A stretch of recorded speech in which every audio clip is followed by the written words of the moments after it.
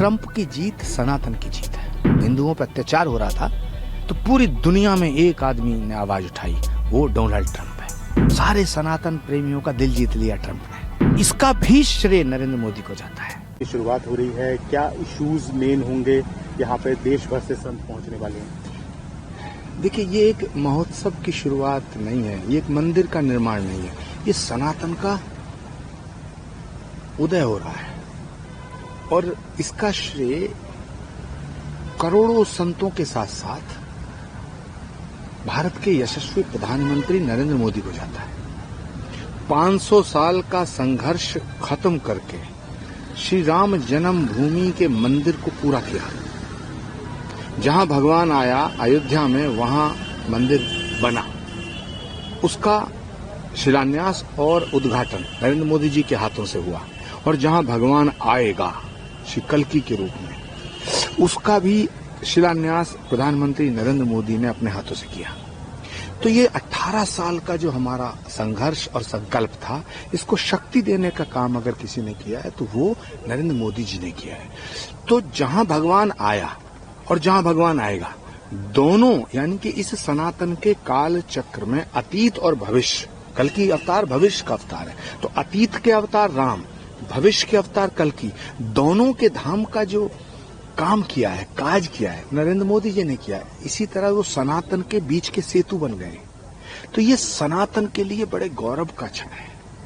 आज श्री कल्कि धाम के निर्माण के लिए शिलादान महायज्ञ हुआ है।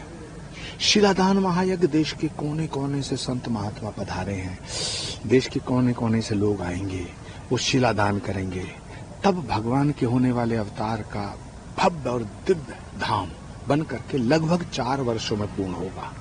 ये निर्माण के लिए निर्विघ्न निर्माण संपन्न हो, उसके लिए आज यज्ञ का शुभारंभ था। अच्छा जी, बिल्कुल ट्रंप को राष्ट्रपति के उम्मीदवार के रूप के बाद अब उनका चयन हो चुका है और जीत चुके हैं चुनाव। किस नजर से देखते हैं सनातन? आपने एक ट्वीट भी किया था, किस नजर से इसको देखते हैं? ट्रंप की जीत सनातन की जीत है, क्योंकि जब बांग्लादेश में हिंदुओं पे जुल्म हो रहा था, बांग्लादेश के हिंदू मारे जा रहे थे, काटे जा रहे थे, हिंदुओं पर अत्याचार हो रहा था, तो पूरी दुनिया में एक आदमी ने आवाज उठाई, वो डोनाल्ड ट्रंप है। जबकि वो हिंदू नहीं है, वो नॉन हिंदू है, वो हिंदू नहीं है। हिंदू ना होते हुए हिंदुओं के ऊपर हो रहे जुल्म के खिलाफ आवाज उठाए जो, यही तो सनातन है। तो सारे सनातन प्रेमियों का दिल जीत लिया ट्रंप ने और सारे सनातनियों ने पूरी अमेरिका के अंदर उनको सपोर्ट किया है और इसका भी श्रेय नरेंद्र मोदी को जाता है। ट्रंप की जो जीत है ना, ये सनातन की जीत है, क्योंकि सनातन क्या चाहता? शांति, सद्भावना, प्रेम, करुणा, त्याग, तपस्या, बलिदान, सत्य, अहिंसा, यही तो सनातन है। विश्व बंधुत्व का उद्घोष सनातन है। वसुधैव कुटुंबकम का सूत्र सनातन है। सर्वे भवन्तु सुखिना की प्रार्थना सनातन है। तो जो शांति चाहने वाले लोग हैं वो सनातन के साथ है और जो तबाही चाहने वाले लोग हैं वो सनातन को के खिलाफ है। तो ट्रंप सनातन के साथ है और सनातन ट्रंप के साथ है, इसलिए मैंने कहा है ये सनातन की जीत है। मुख्यमंत्री योगी आदित्यनाथ महाराष्ट्र में चुनाव की कन्विंसिंग कर रहे थे, बोल रहे हैं कि अब अयोध्या के बाद काशी और मथुरा की तरफ वो चल दिए हैं और उन्होंने विरोधियों को जताया भी है कि बतियाइए मत, अब अयोध्या और काशी की तरफ। देखिए, हर युग में आसुरी शक्तियां होती हैं। जब भगवान राम थे तब भी आसुरी शक्तियां थी, जब कृष्ण थे तब भी आसुरी शक्तियां थी। कल की आने वाले ये तो कल युग है, इसमें भी आसुरी शक्तियां हैं। तो आसुरी शक्तियां राम मंदिर भी रोकना चाहती थी, आसुरी शक्तियों ने मंदिरों को तोड़ा, आसुरी शक्तियां काशी और मथुरा का समाधान नहीं चाहती। आसुरी शक्तियों ने ही श्री कल्कि धाम के निर्माण पर पाबंदी लगाई थी, लेकिन आसुरी शक्तियां अयोध्या में भी पराजित हुई, काशी मथुरा पराजित होंगी और श्री कल्कि धाम में भी पराजित हुई। इसलिए आसुरी शक्तियों का पतन का समय शुरू हो गया है। मैं भगवान से प्रार्थना करता हूं। एक और मुझे जो अफसोस होता है, बड़ा अफसोस होता है, जब भारत के लोकतंत्र में, भारत में जो विपक्ष है, जो विपक्षी नेता है, इनमें आसुरी शक्तियों की वो घुस गई है। इनकी रूह, आसुरी शक्तियों की रूह घुस गई है।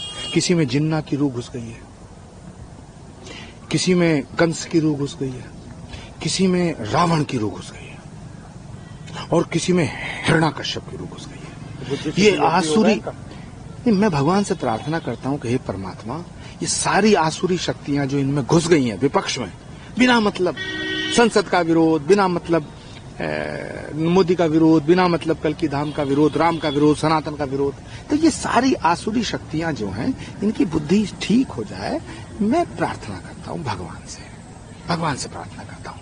विपक्ष भी शुद्ध होगा, विपक्ष अच्छा होगा, तभी देश का लोकतंत्र मजबूत होगा।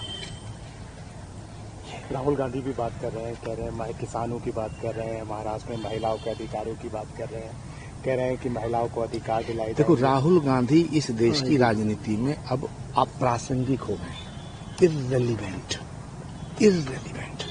उन्होंने चुनाव में कहा था मैं लिख के दे रहा हूं नरेंद्र मोदी देश का प्रधानमंत्री नहीं होगा, हो गए, डूब के मरे। उन्होंने कहा था कि मैं लिख के दे रहा हूं हरियाणा में भारतीय जनता पार्टी की सरकार नहीं आएगी, नरेंद्र मोदी हारेगा, हारेंगे नहीं, हारेगा। भारत के प्रधानमंत्री का जो सम्मान न करता हो, जो भारत का सम्मान न करता हो, भारत माता की जय ना बोलता हो, वंदे मातरम ना बोलता हो, राम राम ना करता हो, राम का विरोधी, सनातन का विरोधी, कल्कि का विरोधी, गंगा का विरोधी, गाय का विरोधी, तो उनके ऊपर मैं क्या टिप्पणी करूं? अपने मंदिर जाएंगे दोबारा? सबकी कहते हैं जाति बताओ, जाति बताओ, जाति बताओ, अपनी जात का पता नहीं। सोचो ना, दुनिया की जाति पूछ तो खुद की जाति बताएं किसी दिन, बताए ना किसी दिन। भाई तुम खुद भी तो बताओ तुम किस जात के हो। मैं बड़ा सवाल पूछ रहा हूं, आज तक राहुल गांधी जी ने एक जवाब नहीं दिया। अब मुझे यकीन है कि मैं ANI पे ये बात कह रहा हूं, मेरी चुनौती है राहुल गांधी जी को, वो अपनी जात बताएं, अपनी जात बताएं, फिर दूसरों की जात पूछें। वक्फ बोर्ड को लेकर तमाम बहुत बड़े मसले चल रहे हैं, विपक्ष एकल यात्रा निकाल रहा है। विपक्ष का दिमाग खराब हो गया। विपक्ष को समझना चाहिए कि ये जो वक्फ बोर्ड की जमीनें हैं ये भारत की जमीन है। न बाबर अपने साथ लाया, न तैमूर लंग लाया, न नादिर शाह लाया, न चंगेज खां लाया, न महमूद गजनवी लाया। ये सब लुटेरे थे, लूट के चले गए, कुछ यहाँ रह गए। भारत के गौरव को खंडित करने का काम इन्होंने किया है। अब भारत अपने गौरव के चरम उत्कर्ष पर पहुंच रहा है। नरेंद्र मोदी ने भारत के गौरव को बढ़ाने का काम किया है, इसलिए हम नरेंद्र मोदी के साथ हैं। अब इधर पूरे इस घटनाक्रम में बात करें, धारा 370 बिल्कुल संसद में उसको लेकर अब आ नहीं सकता, मतलब, लेकिन फिर भी अब जम्मू कश्मीर के हाउस में धारा 370 को लेके प्रस्ताव पास हो रहे हैं। बीजेपी ने हालांकि वहां के विधायकों ने फाड़ भी दिए हैं। देखिए, प्रधानमंत्री नरेंद्र मोदी के नेतृत्व में भारत के वर्तमान गृह मंत्री अमित शाह जी ने जो काम किया है ये हो नहीं सकता था। सरदार पटेल के बाद इस देश को पहला ऐसा होम मिनिस्टर मिला है जो होम मिनिस्टर है, जो गृह मंत्री लगता है। बाकी जितने लोग थे उनमें रीढ़ की हड्डी नहीं थी। धारा 370 हटाने के बाद इस राष्ट्र की एकता को बल मिला है। किसी की मां ने दूध नहीं पिलाया जो दोबारा धारा 370 लगाते। और ये जितने विपक्ष के नेता हैं, मैं सबको चुनौती देता हूं, अखिलेश जी को, तेजस्वी जी को, ममता जी को, उद्धव ठाकरे जी को, राहुल गांधी जी को। ये राहुल गांधी जी की जो टोली है ना, मैं इन्हें चुनौती देता हूं आपके इस एजेंसी के माध्यम से कि ये ओपन घोषणा करें प्रेस कॉन्फ्रेंस में कि अगर हमारी सरकार आएगी तो हम 370 धारा को दोबारा लगाएंगे। चुनौती है मेरी राहुल गांधी से कहना है, अखिलेश यादव कहना कि यदि हम भारत की सरकार में कभी आए, इतना बोलें कभी आए, तो धारा 370 दोबारा लगाएंगे। 370 अब अतीत हो गया और ये जनता को मूर्ख बनाने का काम कर रहे हैं। भारत के मुसलमानों को धोखा देने का काम कर रहे हैं। भारत के मुसलमानों को अपमानित करने का काम कर रहे हैं। हिंदुओं के मन में जहर घोल रहे हैं मुसलमानों के प्रति, जबकि मुसलमान नहीं चाहता है। मुसलमान तो चाहता है हिंदू अपने मंदिर जाए, हमें मस्जिदों में नमाज पढ़ने दे। राम मंदिर के फैसले के बाद किसी मुसलमान ने विरोध नहीं किया, लेकिन मुसलमानों को भड़काने का काम ये विपक्ष करता है। ये इस देश को तोड़ना चाहता है। इसलिए मैं भगवान से प्रार्थना करता हूं कल की धाम की पुण्य भूमि पर, हे भगवान, हे परमपिता परमेश्वर, इन्हें सद्बुद्धि दे। बस। अखिलेश यादव कह रहे हैं कि हाई कोर्ट ने तो कह दिया है बुलडोजर को लेके डायरेक्शन दे दिया, अब कहाँ ले जा रहे हैं बुलडोजर को?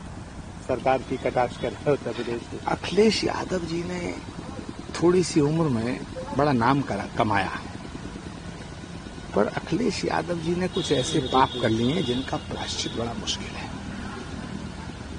बस इससे ज्यादा मैं अखिलेश यादव जी को नहीं कहना चाहता। मैं उनसे प्रार्थना करना चाहता हूँ अपने चाचाओं का सम्मान करें। नेताजी का मैं बड़ा आदर करता हूँ और मैं अखिलेश जी को प्यार करता हूँ। भगवान से प्रार्थना करता हूँ कि वो राहुल गांधी जैसी बातें ना करें।